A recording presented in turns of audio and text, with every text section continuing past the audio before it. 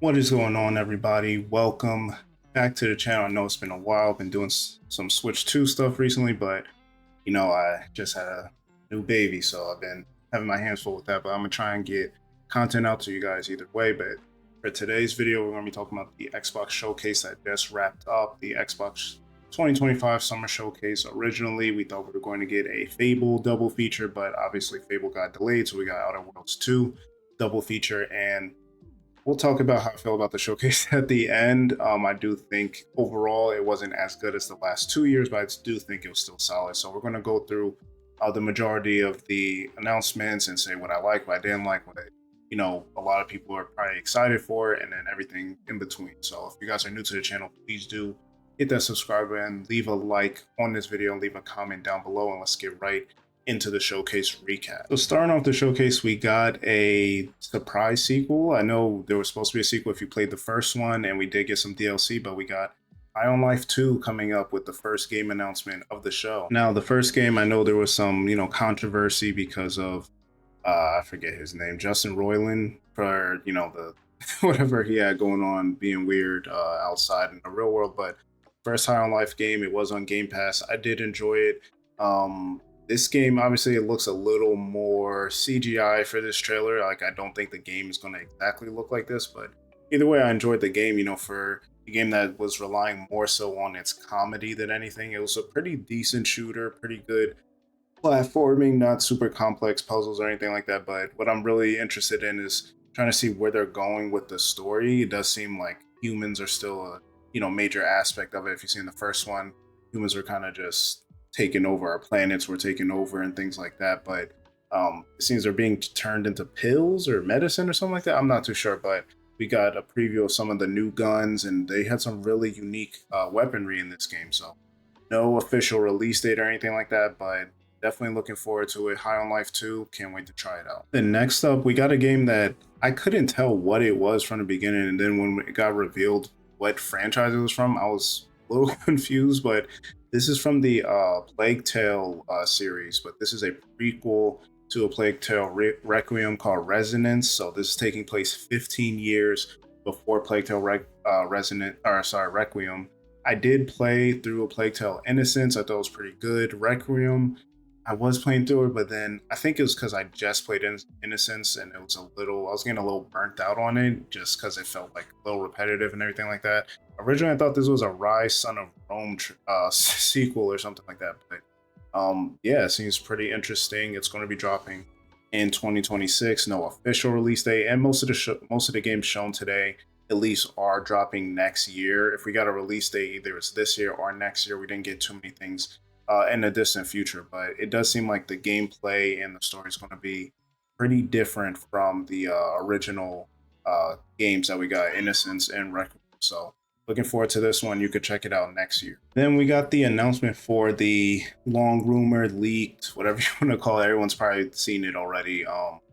The ROG is being called the ROG Xbox Ally. So we know the ROG Ally X. Now this is a ROG Xbox Ally, which is going to be kind of not dedicated Xbox handheld, but it's going to have Xbox, Steam, all these other storefronts on it. But it is the form factor is leaning into the Xbox ecosystem. What I really liked about this trailer was it looked like one of those old school, like early 2000s, video game ads or commercials where the person was like forming the handheld with the clay or the glass or whatever fiber that they're holding, and I was like, oh, as soon as they grabbed it, I knew it was going to be a handheld commercial. But it was pretty cool, and what was also cool about it was the fact that they kind of dual announced Hollow Knight Silksong, and I thought we were going to get an official trailer for it just because as it was showing the system, they kept showing Silksong like in the background, and you're like continue playing and everything like that. But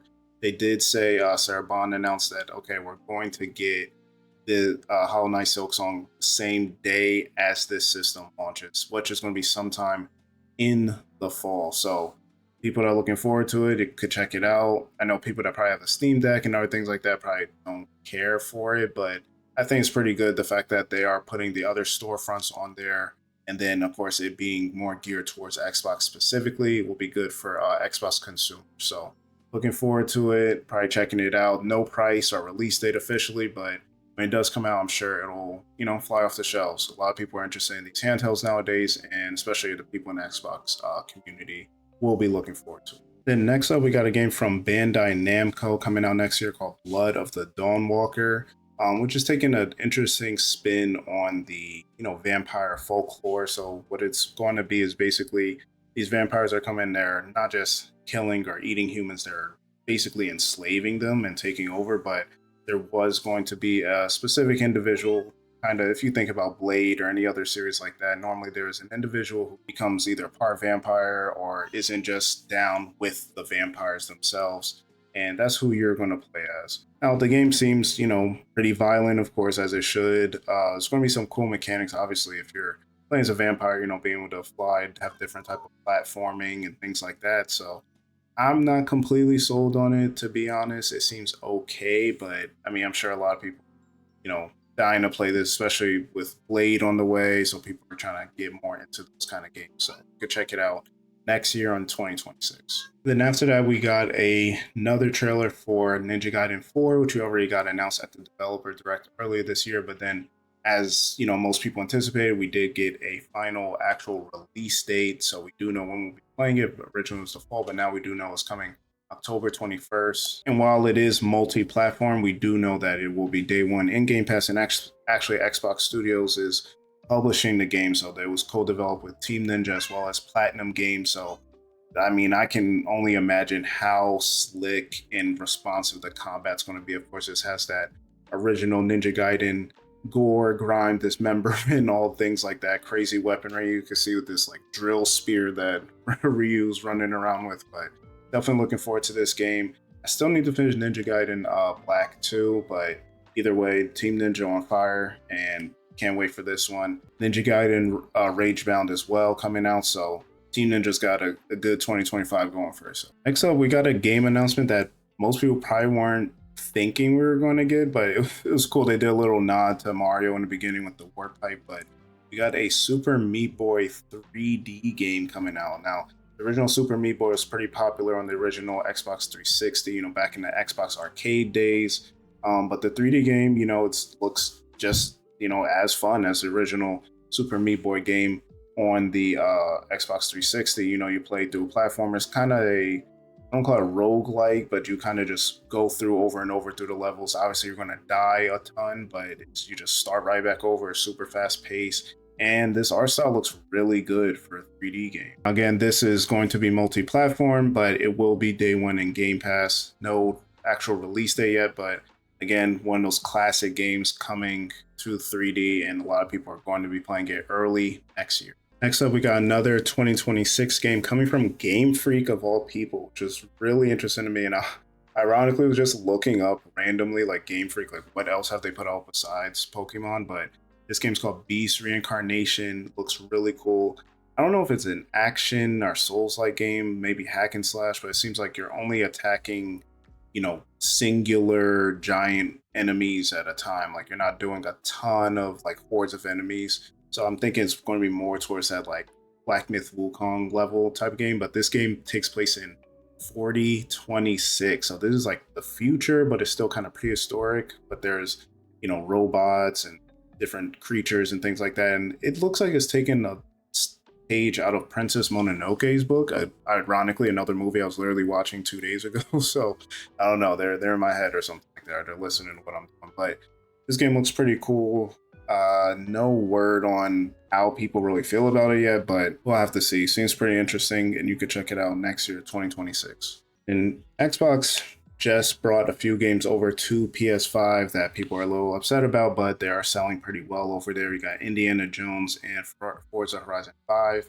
Indiana Jones was a great game last year. It came out at the end of the year, so it didn't get a bunch of awards in December, and I really enjoyed it. And now we finally got an announcement for DLC coming out, and it's going to be focused on the Giants, which we've seen a bit about. It was kind of what the game was revolving around. They kept touching on it, so I do think this was their plan from the beginning, which I think is a good little stopgap of time where you're going to put out DLC before you put out like a sequel or anything like that. the thing is, this is coming very soon after the game launched last year. In fact, it's actually dropping in September. So September 4th, we'll be getting the Order of the Giants, which, I'm looking forward to. I do not think it's in Game Pass, but if you already beat the game in Game Pass, we don't have pricing yet, but I'm sure it'll probably be, $30 or so. That seems to be the going rate of most premium DLC. So September 4th, Indiana Jones and Order of the Giants. Can't wait. And now, how I was saying earlier in the video, how the last, I'll say 2 years were like super S plus, showcases from Xbox. Back in 2023, there was a game shown, and I'm a big Bioshock fan. Bioshock Infinite's, that steampunk type of style. We got the announcement of Clockwork Revolution from In Exile. I predicted we would see it here, and we did see it. Still no release date, but at some point we are going to get this game. And this was the longest trailer I think we got the entire show. It was like over 5 minutes long, and it was kind of just introducing the different characters, showing you a little bit of the choice and consequence, the world, the concepts, what's going on, and everything like that. And it looks really good. I mean, not just regular machine weaponry, so like everybody's kind of part robot and everything like that, but you're going to be working for someone and doing these different jobs, but as well as the time element, right? The going back in the past, kind of changing the world, because the people you are fighting against do have that ability, and that's why the world has been changing a bit. You'll notice that around the world, different aspects of it will change significantly, even like newspapers. And the coolest part about the time concept that I saw was you literally shot somebody in the trailer, and then he rewound time so that the bullets came out of the person. And he's saying, oh, you can't put the bullets back in the barrel, but he literally did, right? Like the person was still dead, but the bullets came out of his body and he was able to pick them up to like reload his gun, which I thought was insane. Like I think this game is going to be super duper creative. Like I think the story is going to be great, but I think just the mechanics of it is going to be super innovative, and I'm really looking forward to this. Now they just said in due time for a launch date, so we still don't know when we're going to get it. I think it's coming out next year. The fact that they showed it 2 years ago, for a reveal, showed it again now, I think next year is shaping up to be the, really, really, really strong year for Xbox. And I think this is going to be part of that. And speaking of a strong year for Xbox, I think Obsidian has been doing their thing. With people have said it. I've also agreed with it, that Obsidian has kind of been like the Insomniac, like to Xbox, how Insomniac is the PlayStation, where if everybody else isn't putting stuff out, you got Obsidian to kind of lean on, right? Back in 2022, you had Grounded and Pentiment. Last year, we were supposed to get Avowed, but got pushed to this year. So you got Avowed, Outer Worlds 2, and then we also got Grounded 2 that was announced. So Grounded is that like survival, crafting kind of game. And I think some people said we might get a sequel, or it might be something in that universe. I think there's supposed to be a Netflix show coming around with it. So we did get that announcement of Grounded 2, which is, the 4 kids are shrunken down and everything like that. And you're kind of surviving, riding different insects and building your fort and everything like that. Not something I'm particularly into, but I do think it is good for Xbox to have these, creative games that they're putting out. We also got to look at Chronos, which I believe was shown at either Xbox or a PlayStation State of Play or Game Awards or something like that, which is going to be from Bloober Team. In that horror survival aspect. We got Aphelion, which is coming next year, and that's going to be kind of like, I say, a lighter version of Alien, not as spooky. At some point, it probably is, but you're stranded on a planet and everything like that. And what I think is cool about that is it's in collaboration with the ESA, which is the European Space Association, kind of like their version of NASA. So that'll be interesting to see, like, how, I guess, scientifically accurate it is when it comes to space and space exploration and things like that. And then we got a new game coming out called No Ghosts in the Grand. At first, I thought this was going to be like a rhythm or like music-based game, but it just seems like that's part of the personality of the game. But you're kind of looking for like clues about your missing father or your father that passed, and he was in this town kind of helping out and everything, and you're getting these, I don't know if you want to call them weapons, but necessarily like these technology, these things that look like guns, but they do different things around the world, like going back in time or like cleaning it up or restoring back to what it used to be. You can see like the house was old, so now you shoot and now it's, repainting the house, or there was some books that fell on the ground, and you kind of shoot and it re-puts them on the on the bookshelf, which I think is pretty cool. Like this seems like kind of like a more interesting cozy game, or how Xbox has been doing these like simulators type of games, like Power Wash Simulator and Painting Simulator and Cop Simulator, all these things, but they're adding other elements to it. Like it's a real like mystery puzzle game as well. So I think it's a good blend of that, and I'm pretty interested in this game. I'm not gonna lie. So it does come out next year, so I'll definitely be checking it out, and you could check it out too in 2026. Next up, we got a game called Dang Two Hearts. Now this game is pretty interesting because it is based on some, I won't say real life stuff because it may not actually happen, but basically North and South Korea are trying to unify and become one Korea again. But you're going through it, and it's a lot of like stealth gameplay. It looks like a mix between say like Splinter Cell and Metal Gear Solid, but then there's also like supernatural elements to it. As you can see, like some of the people you're fighting have like superhuman abilities as they're like flying into you, and they're not just dying easily if you shoot them once or stab them. So pretty interesting game. Not sure how it's going to, the concept, how it's going to play out for an entire course of a video game. Like it seems great in concept. We'll just have to see. Mudan Two Hearts. Then we got to the part of the show where I feel like they kind of just start, sprinkling stuff in. This is where you get all your announcements for like the live service games. Like we got like Elder Scrolls Online. You got Fallout 76, Gone Fishing. You got Sea of Thieves, they're getting that as well. You got a solo leveling game. You got Planet of Lana 2, which I did start the original Planet of Lana. I didn't finish it, but it is in that style of, these, I don't like calling them Game Pass games because that kind of like diminishes them. There are games that, are smaller, bite size, and more of like side scrolling puzzle type games. So Planet of Lana, pretty good for what I played. I never finished it, but Planet of Lana 2 is coming. So I mean, at some point late 2026 they announced. So I think hey, it must have sold, pretty good, and it's going to be in Game Pass as well, just like the original was. So it took them 3 years to come up with a new one, but definitely I might check it out. But if you're into like I won't say Limbo, but that kind of style, Limbo, Inside, Game Cocoon, games like that, where it's kind of like puzzly, side scrolling 2D flat, but just really artistic, more so telling the story based on the animation and things like that. You could check. I also got this announcement of, I thought it was a Pow World like, if that's a thing, or Pokemon like, oh, an Animo or a Nemo or something like that coming next year.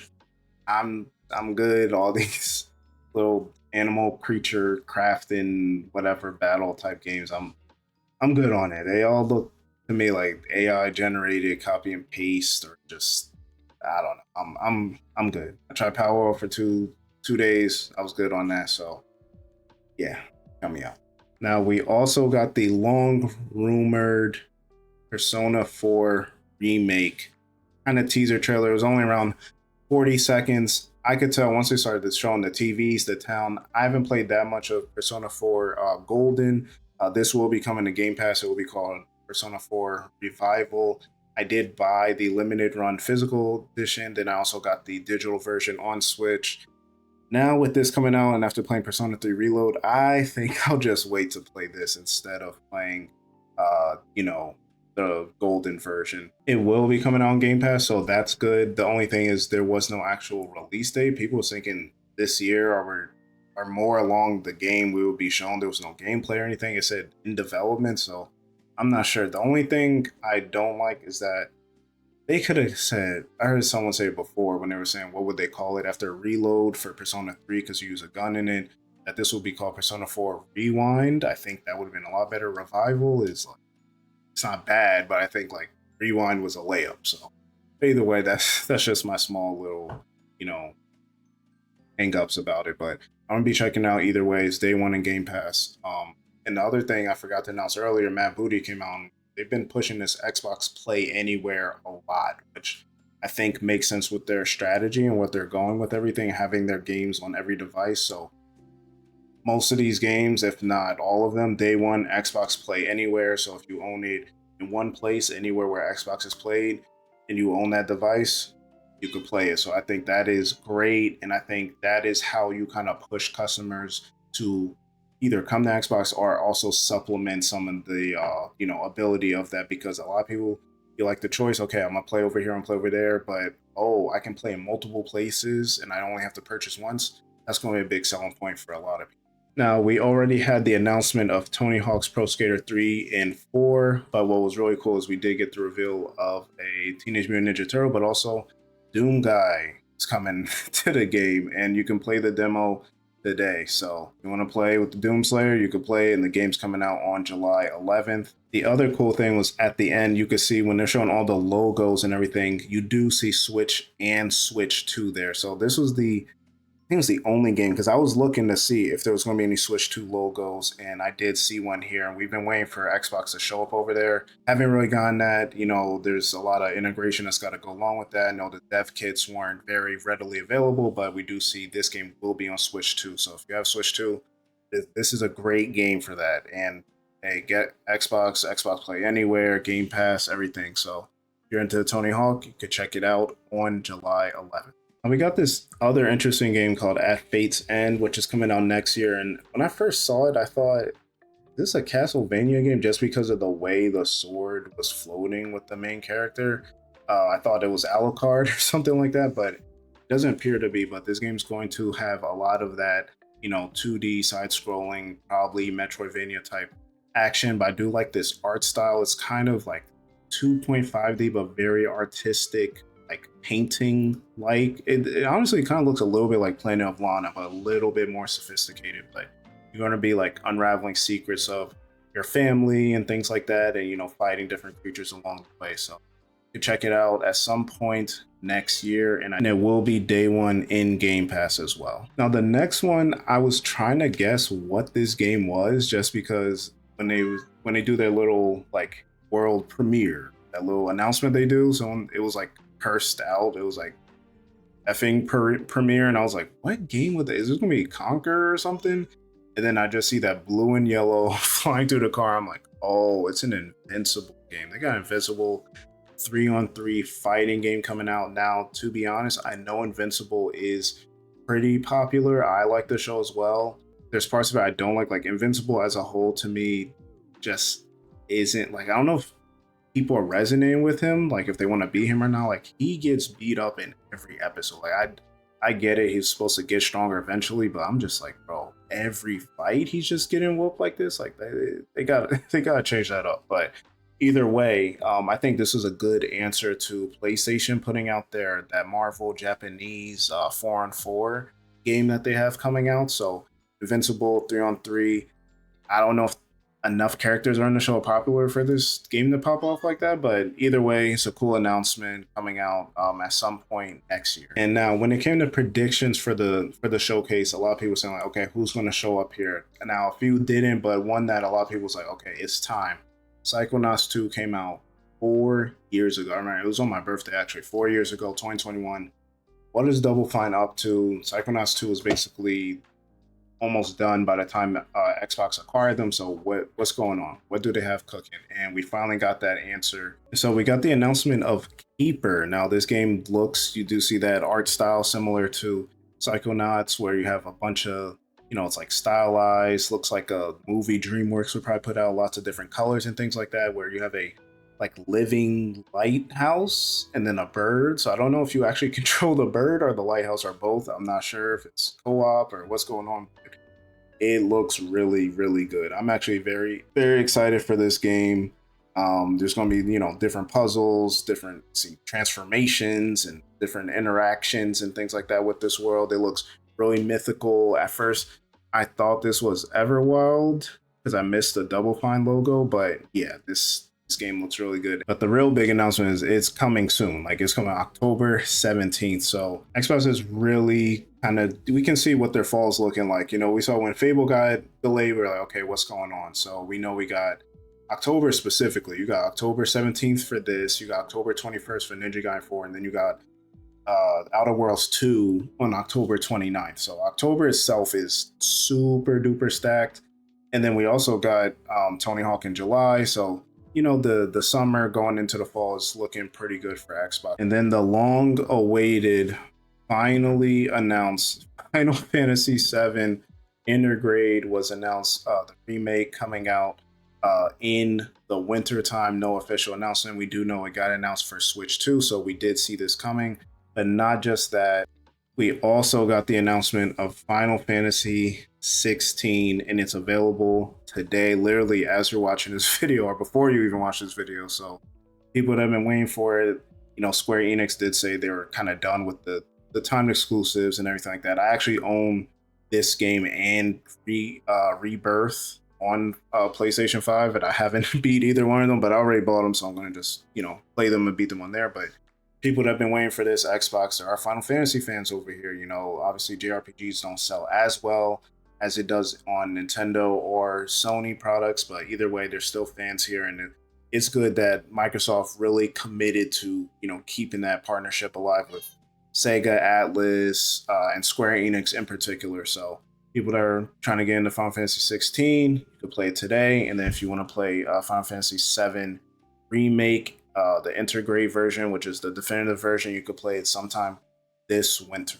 And then the last announcement, so before the announcement actually happened for this last game, which is Black Ops 7, I can't believe they're doing another one, but either way, Phil Spencer was talking about next year. Like, he's already looking ahead to the 25th anniversary of Xbox. And he, like, if people are paying attention, he mentioned basically the release window of all these games coming back. The original Xbox, burger fries and shake, as a lot of people call it. But he said, we're going to get Fable next year. We're going to get Gears next year. We're going to get, he mentioned Forza. So I think Forza Horizon 6 will be coming out next year. That'll be 5 years since Horizon 5, and I think that makes sense. And then, there was no mention of Halo for some reason. I don't know why, but I guess they're waiting another time.